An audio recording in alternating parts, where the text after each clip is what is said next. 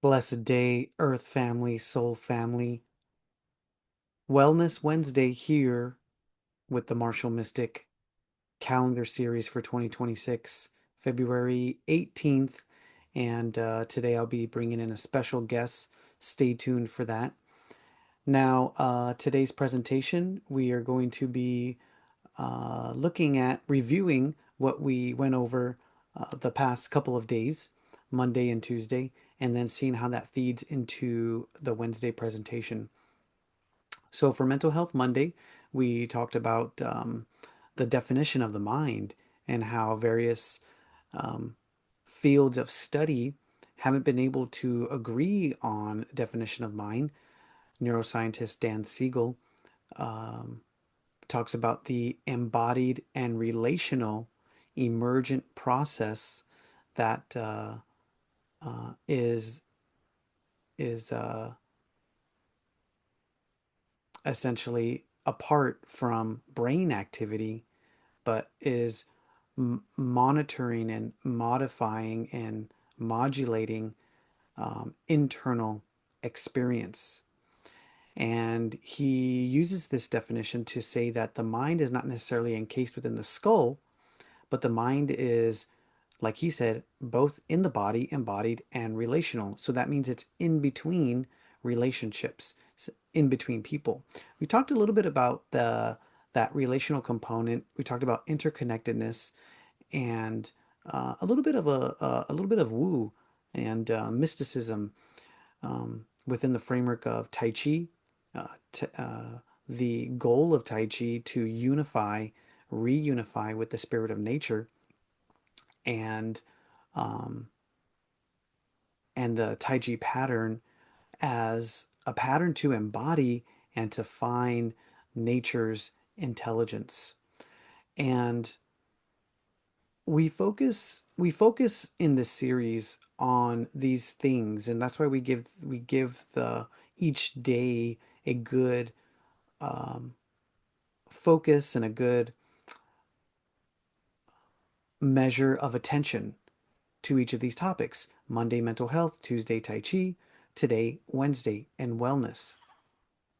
So when we talk about wellness, today we're talking about the mind, regulation, and relationships.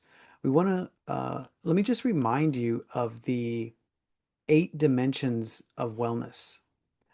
So there's the physical wellness, of the body, nourishing a healthy body, emotional wellness, being aware and accepting and expressive of feelings and managing stress, social wellness, building healthy, nurturing, and supportive relationships, intellectual wellness, engaging and create in creative and mentally stimulating activities, spiritual wellness, searching for meaning and purpose in human existence, occupational and vocational wellness, gaining personal enrichment and satisfaction from one's work, environmental wellness, and financial wellness.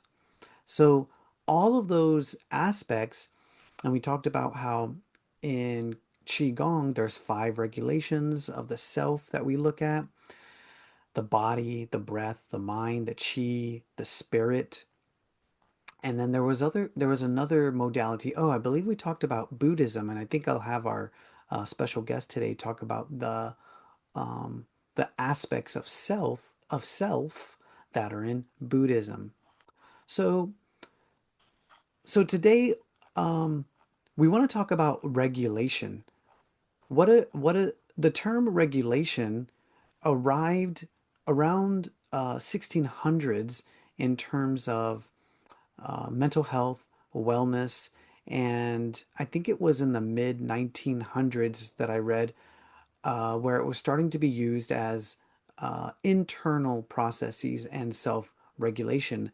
And it really wasn't until the 1990s that the mental health field picked up emotional regulation. So think about how long humanity has been on this earth. And here in our lifetime, in the 1990s, we look at this term, this phrase called emotional regulation. And regulation is the activity, the process of monitoring and modifying the sense of self internally so as to manage stress, so as to um, become more calm, so as to relax and to strengthen and build a sense of emotional and psychological resilience.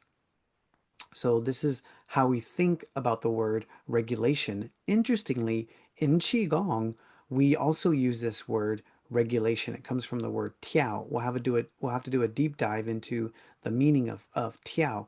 Uh, tiao sun ti, tiao uh, tiao sun. So regulate the breath, regulate the spirit, regulate the qi, tiao qi. So the goal in terms of regulation that we look for in Qigong is the regulation of no regulation. This goes back to Taoist concepts, Wu Wei, doing without doing, becoming second nature, muscle memory, so that you don't have to think about it, which requires discipline, repetition, continued time, and focus. And this is how we get Gong Fu, Kung Fu, the art and the skill of spending time and energy to build a skill. So there's different types of regulation, emotional regulation, there's co-regulation. And I think for the sake of our study, we want to look at co-regulation. What is co-regulation? And how does that look in our world? How does that come up in our world? We want to talk about down regulation, up regulation, and we want to talk about dysregulation. Let's go to our calendar poetry and review. Um, Here we go. Don't be afraid of the initiation of a thought, but be afraid of the delaying of its perception. Be afraid of the delaying of the awareness of the thought. Don't be afraid of the initiation of a thought. And so I'm I'm sort of now placing a layer or a framework or a context here now with this poetry, with this calendar poetry in terms of regulation, self, emotional, psychological, nervous system regulation. And I would say, don't be afraid of dysregulation. Don't be afraid of up regulation, but be afraid of the delayed perception of dysregulation or of up regulation. So, with that in mind, I want to bring in my guest today, and we'll have a little bit of a discussion on what we just went through, what we talked about, and see what she has to say. So, let's see. I'm going to stop sharing here and bring in our guest. We'll give her a little bit of some time because the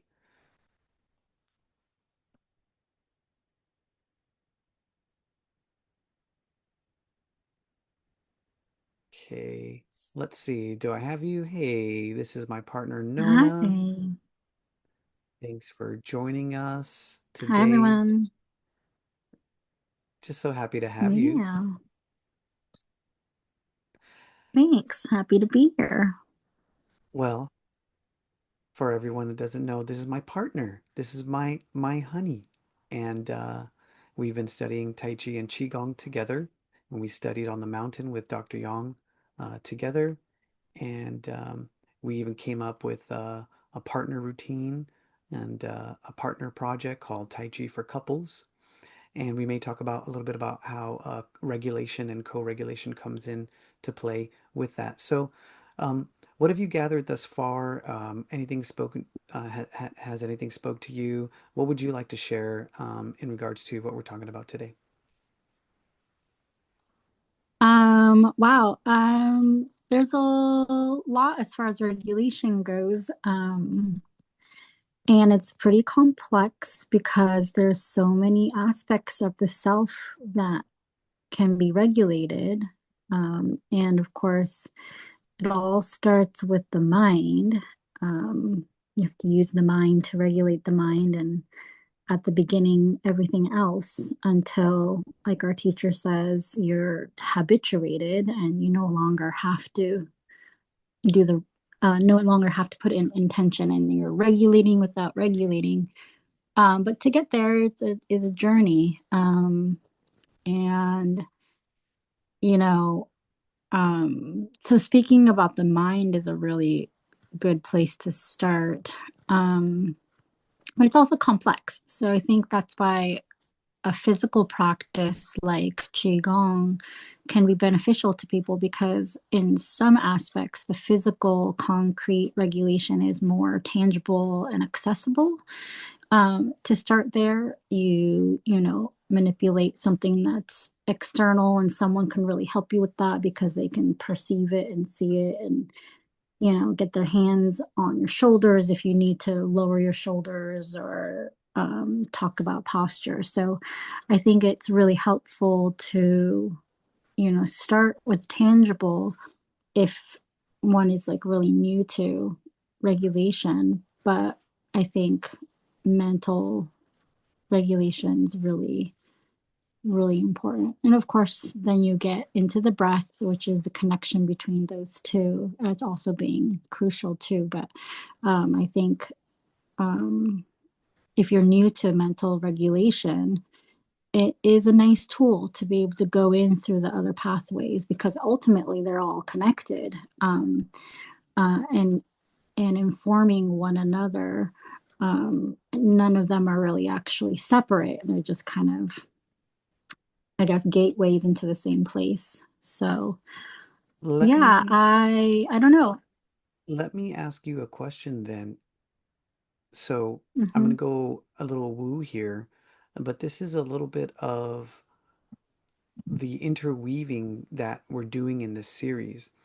So in the same way that these aspects of the self are separate but encased in one being, interestingly, Dan Hmm. Siegel says that the mind is both embodied and relational. And because he's an attachment researcher, he has seen the aspect of co regulation quite important and symbolic of the connection where two minds can be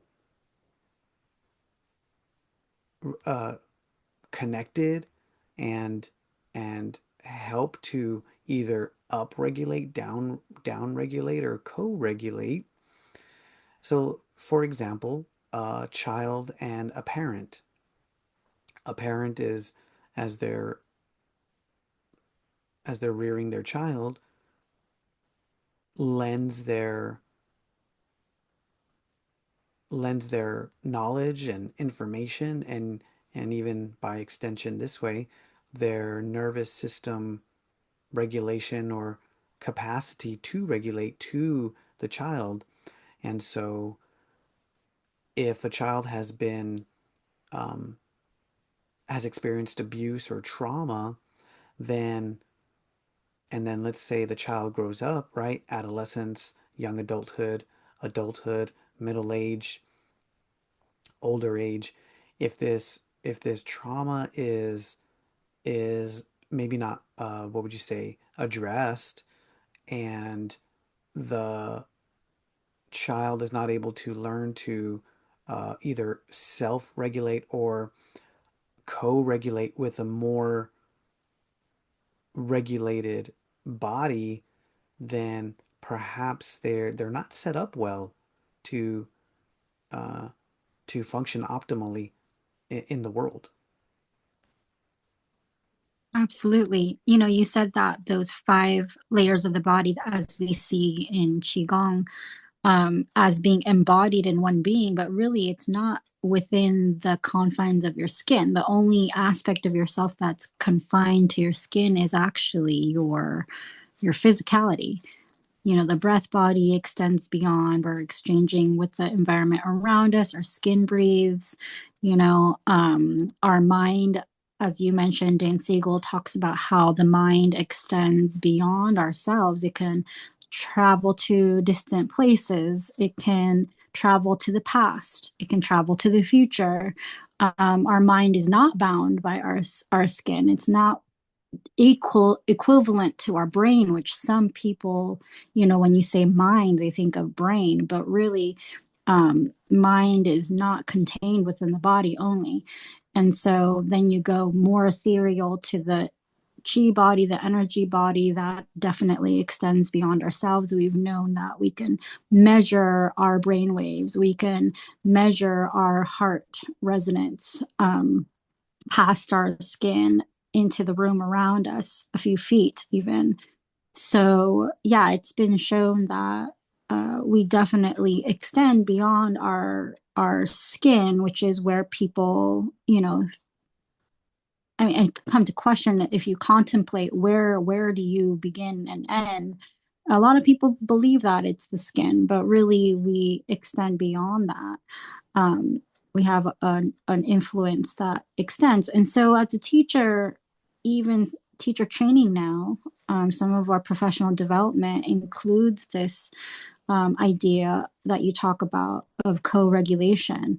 And teachers are taught explicitly that if we are not, in a classroom, are not the regulated adult in the room, then the child is not going to be able to get there. So we need to watch our own emotions, our own landscape, engage in breathing practices, ensure that we're in a calm, centered place, and therefore have a wellness routine, some kind of self care happening, so that we are in a good nervous system state, so that when a child is dysregulated, we can be that anchor for them, because that is how humans learn how to calm, learn how to regulate themselves, a baby with its mother traditionally. But um you know uh we've been able to measure these things, energetically.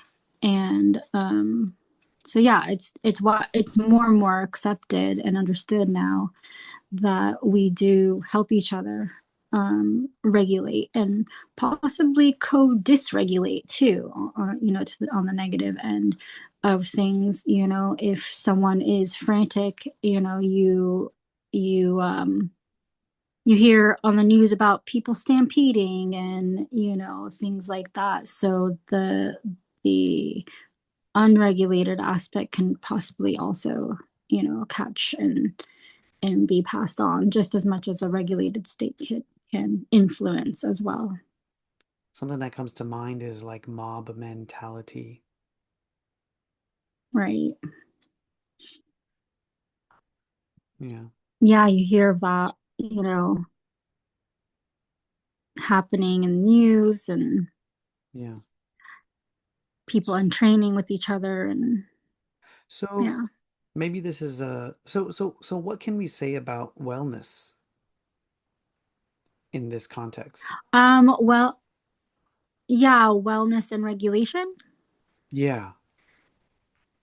I would say like it's a ability to find balance and homeostasis and adjust to changes and differences. So like s- some of, I mean, one of the factors of life and living and being alive in this realm is that things change.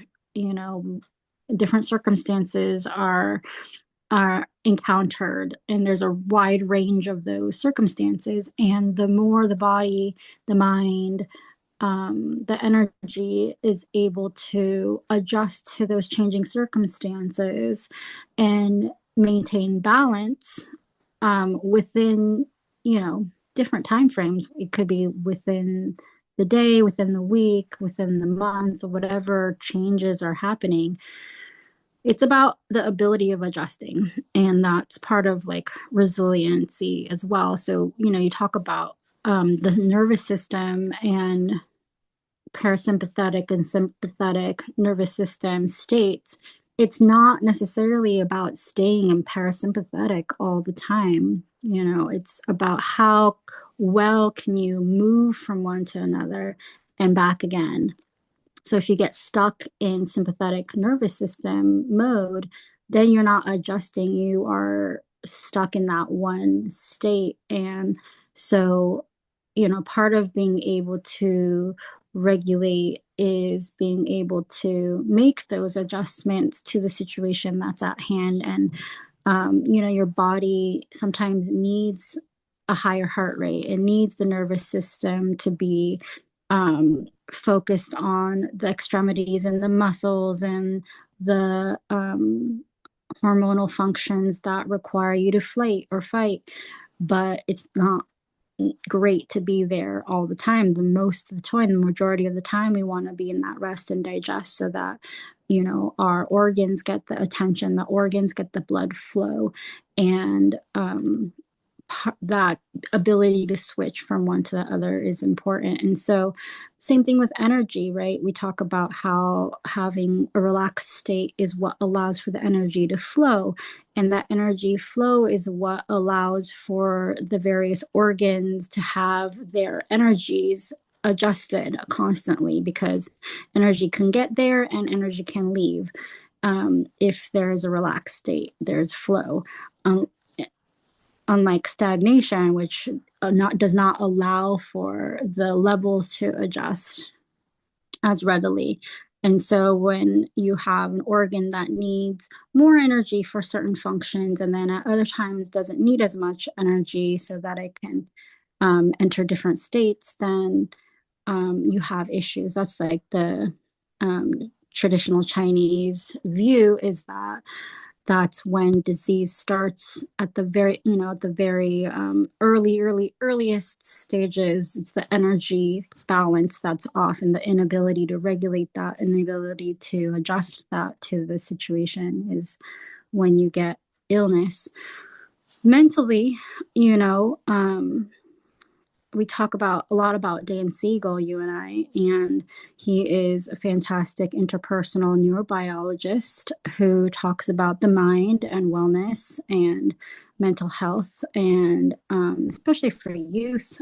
And he is so great at definitions, and he really talks about the state of the mind being most well when it's integrated, when ideas and experiences are all in a state of integration. And that's when the energy can flow. He talks about energy as well. And he says energy and information, because information is organized energy, basically. He goes more deeply into that and how he perceives that as being energy. But the mind, when it's integrated and connected and has multiple connections, a really nice webbed kind of neurology to it, can be most healthy because it can adjust. It can it can take in new experiences and new information and new ideas more readily, and be whole.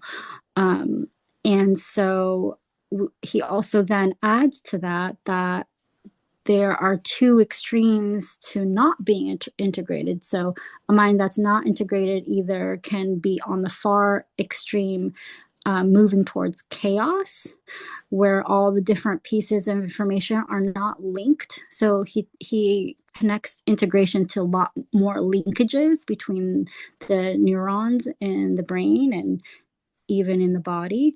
And so chaos could arise when different inputs, information, energies are not linked well together. The links are weak, they're not well organized. That can result in the chaos. And so And that's one if end of the spectrum. if I may offer an example, this could be like within the personal self, the mental, the mind itself, the physical itself, energetic and maybe breath bodies are not they're not necessarily linked or in coherence or integrated, and so whatever symptoms may arise from that, frantic anxiety, panic, so that could be an example of chaos, right? Yeah, absolutely. And Dan Siegel talks about how a lot of mental unwellness can be categorized into either this chaos side of things, and then the other side is rigidity. So the other possibility, if the mind's not integrated well, is that a person could become rigid and stiff and hold to one aspect or idea or way that something is. There's that flexibility, the malleability, the adjustability is gone. And so in someone with trauma or who is not mentally well can go either through into the chaos or into rigidity. And so he says that different mental ailments or diagnoses can fall into either side. And he compares it to a river, basically. And integration is that flow in the middle of the river, where things are moving, things are adjusting, things are alive. And then the chaos side of is one bank and rigidity is the other bank. And so the word you mentioned, coherence, is one aspect of integration. When mind is integrated well, then there's coherence, and there's other traits that he lists to define that state of integration. Like I said, he's extremely talented, great teacher. He defines things so well. I don't quite have that definition off So the top of my head, this um, but you this mentioned, mm-hmm, well, I was just going to say, bring this back to Qigong and sort of the Eastern mm-hmm. framework, traditional Chinese medicine. We kind of use very simple terms, essentially yin and yang, excess and deficient, and chaos and rigidity can also be seen in this way, no? As being a yin yang pair. Yeah.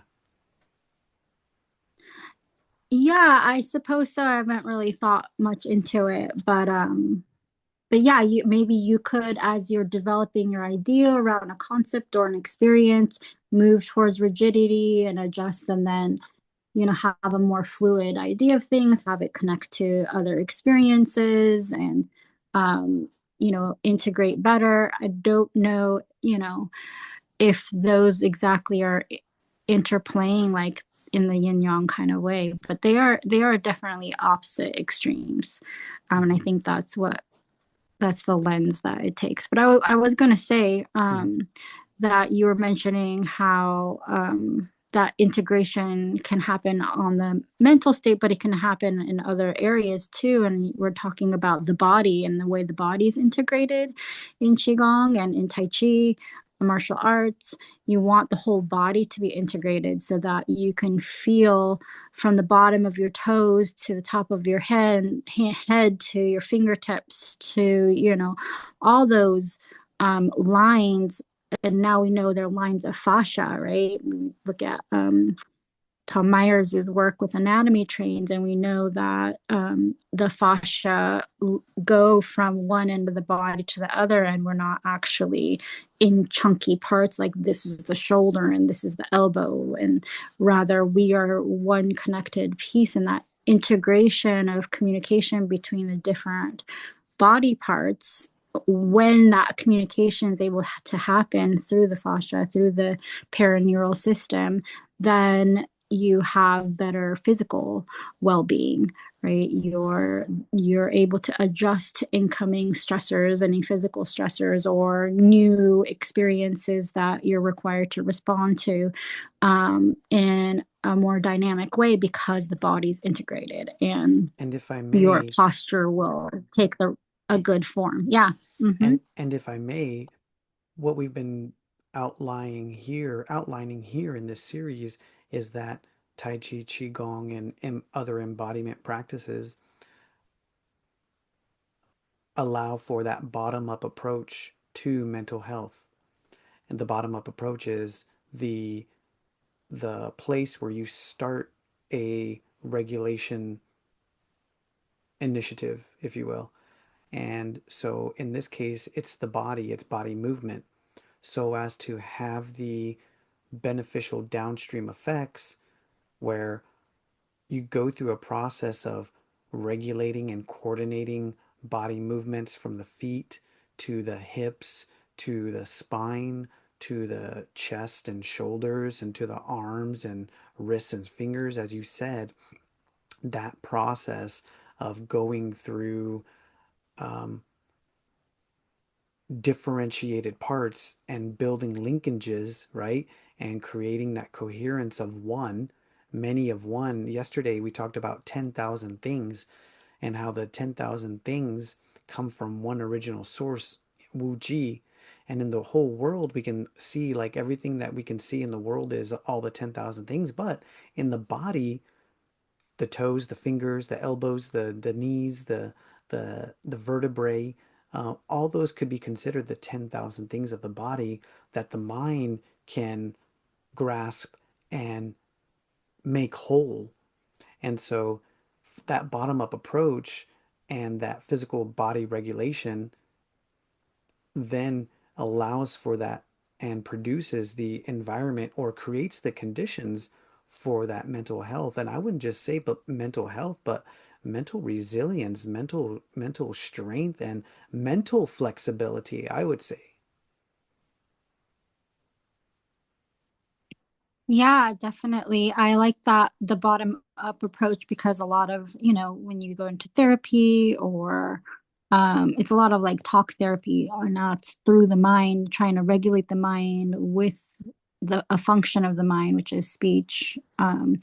And so I think there's a lot more, people looking, there's a lot of more somatic healing happening. There's a lot more like things like tapping that people are getting more into. They're finding other ways to enter the mind and the way that it functions, and trying to create more integration and coherence. And I think something came up on my feed the other day, and I think it was actually someone said that a person whose posture is lifted, whose chest is high and the shoulders are open and down, and head held high, can't actually, you won't find them getting depressed if they maintain that posture.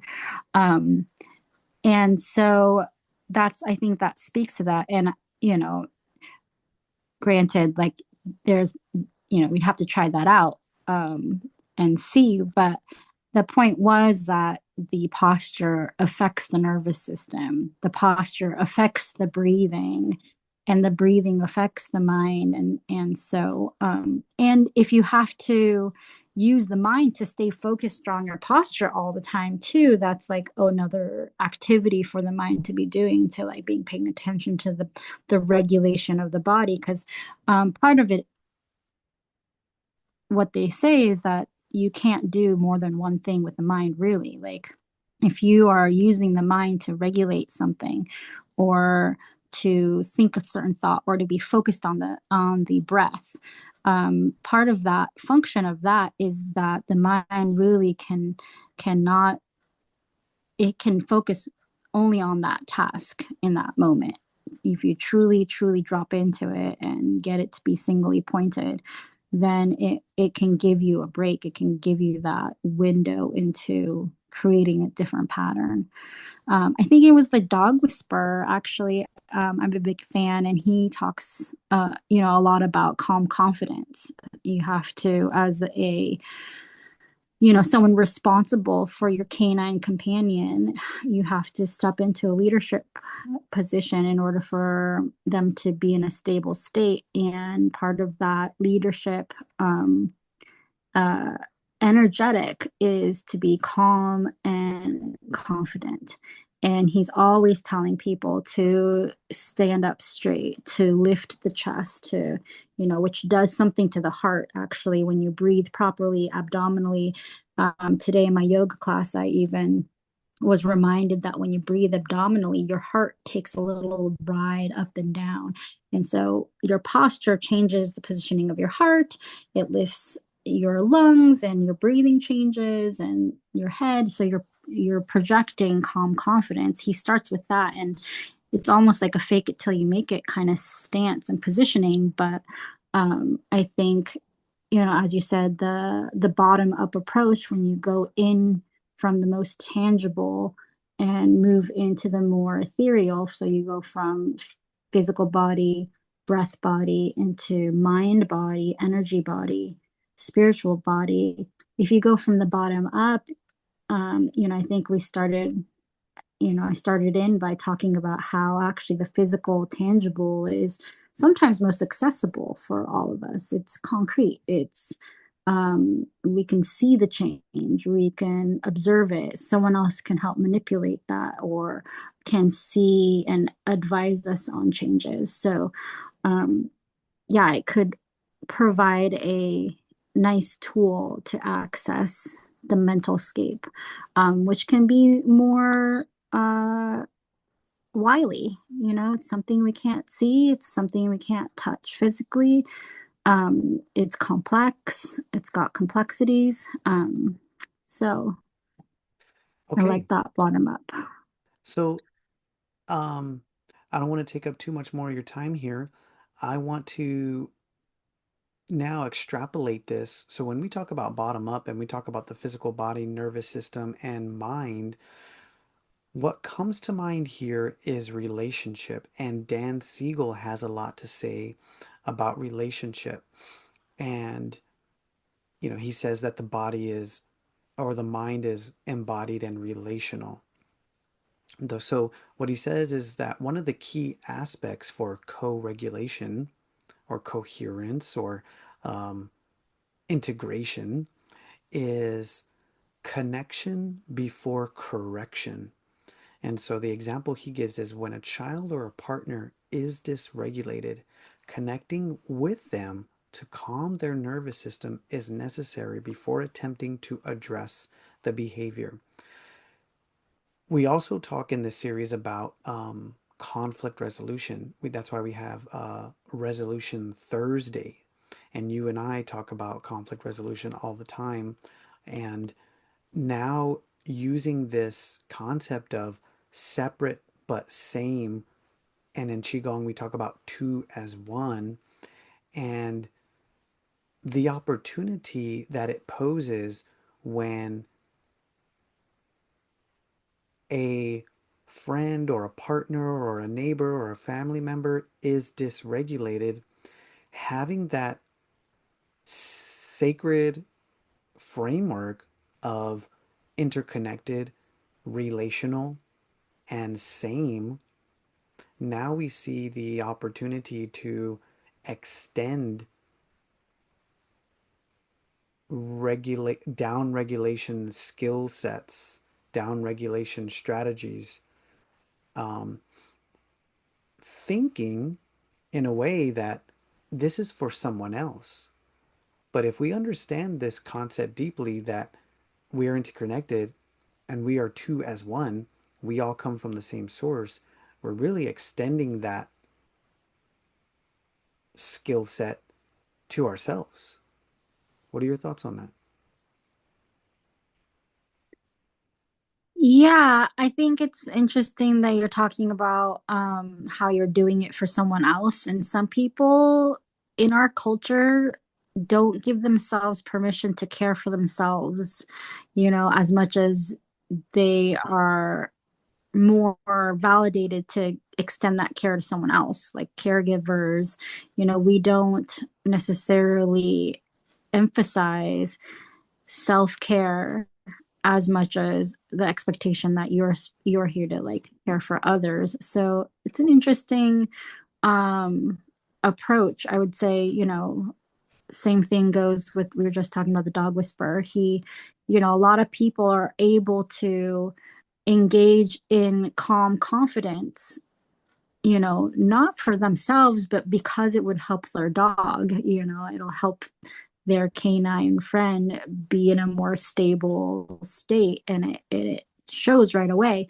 Um, but if they were just to be like, well, actually, this is really good for my life, I'm going to work on my calm confidence. It's not something that people necessarily will jump to or identify as a growth zone, with, and so a lot of people on that program accidentally come into this self growth, self development, self wellness, aspect through the fact that the dog is showing dysfunctional states, unbalanced states, and because they are working as two as one. The dog is a pack animal, and so they rely on the energetics and the um, state of all the other pack members, right? So that co-regulation piece, the dog's trying to balance out the pack by taking on a role that is vacant. So they really, really do rely on co-regulation in that species. To come back to humans, we talked about how teachers and parents are now being informed about making that connection before a correction, and the importance of making sure that they themselves are in a calm state, so that the child can be in that energetic field with them. Um, just the presence being and time being important when your child is dysregulated. Um, but I don't know if I answered your question. That was great. I want to let you go. Any final thoughts on the topic? Any final thoughts on the topic? As far as I was going to say something, I had something about co-regulation, but Well, I can't think I'm of it gonna right I'm now. gonna go ahead and close here, but if it comes back, just raise your hand and I'll bring you back in. Okay, sounds good. All right, thanks for having me. Thank Bye. you. So there you have it. Um, gosh, I'm so glad I was able to bring in my partner, Nona, who is a kindergarten teacher right now. And she has been, doing a lot of the work and understanding in a deep way, in an embodied way, the need, the necessity, the importance, and the immense work that it takes to regulate for the sake of others, regulating herself for her children and her class. So this has been a another episode of um, the Martial Mystic Calendar Series 2026 Wellness Wednesday. And I'm just so excited to be sharing this. And I think we're going to continue along these lines, along the relationship line about uh, regulation, co-regulation. And we're going to go into a little bit of some uncomfortable territory tomorrow, Thursday, and Fearless Friday, uh, in understanding a little deeper how we can utilize these terms, this philosophy, and this skill set. So until next time, may your chi flow smoothly and remember to embrace the woo.